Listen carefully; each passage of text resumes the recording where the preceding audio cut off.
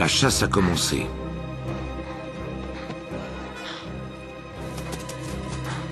Trois chiens se rabattent sur l'impala.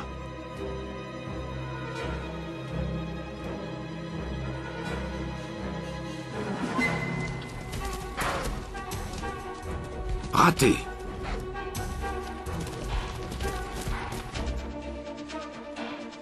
Le chef de la meute rabat l'impala vers ses acolytes cachés.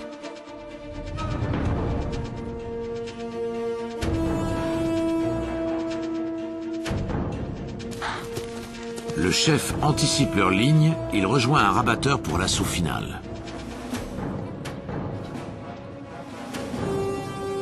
C'est tout ou rien, un contre un.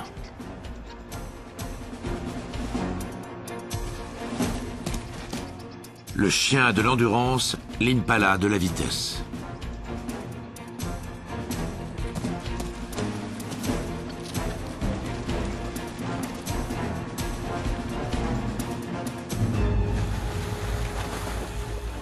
Le saut dans le lac est un acte de pur désespoir.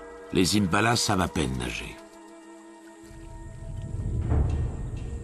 Les chiens savent que leur proie devra sortir ou mourir noyée.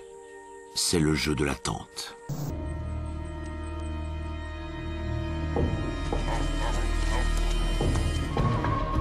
Ils foncent directement sur le troupeau. C'est une tactique pour générer la panique.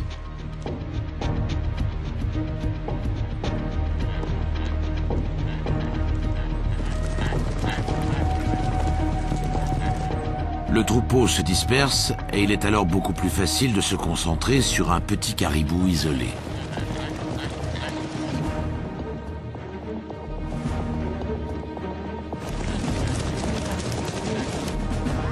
Dans ce chaos, un petit caribou est séparé de sa mère.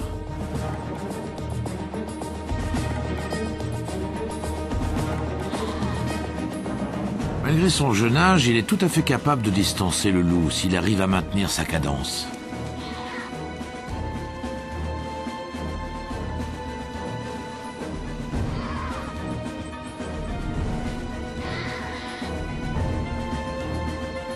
À ce stade, leurs chances sont égales.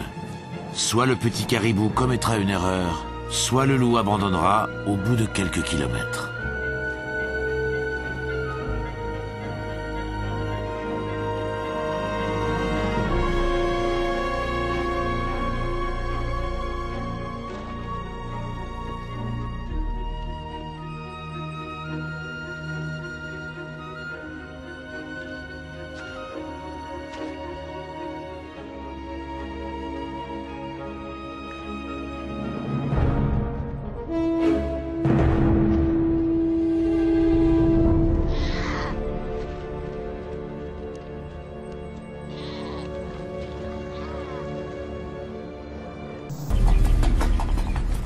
Mais la meute ne s'intéresse pas aux marsupiaux.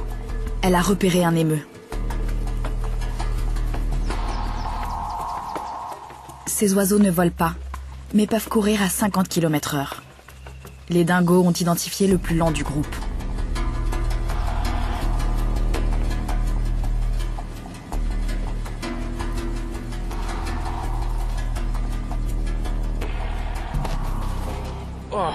Un dingo a pris un coup.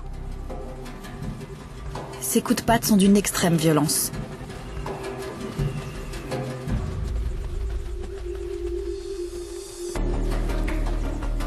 Les dingos communiquent entre eux pour synchroniser leur attaque. Ils empêchent l'émeu d'aller se réfugier parmi les arbres. Ils l'ont cerné et forcé à faire demi-tour. Il court très vite. Je n'aurais pas cru qu'il rattraperait l'émeu.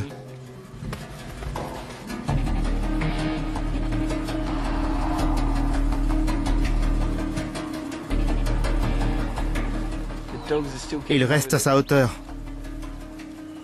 Il n'attaque pas, mais il le talonne en attendant qu'il s'arrête. Au bout d'une dizaine de minutes, l'oiseau commence à fatiguer. Ils veulent l'avoir à l'usure pour porter le coup fatal. Ils n'arrivent pas à attraper les plumes. Ils prennent des coups de patte et ils ne peuvent pas mordre.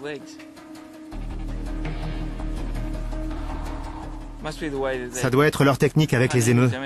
C'est pour ça qu'ils doivent chasser en meute.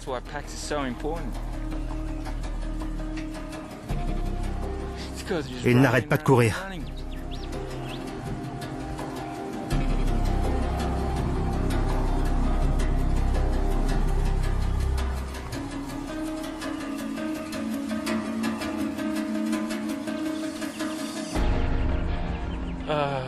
Je les ai perdus de vue.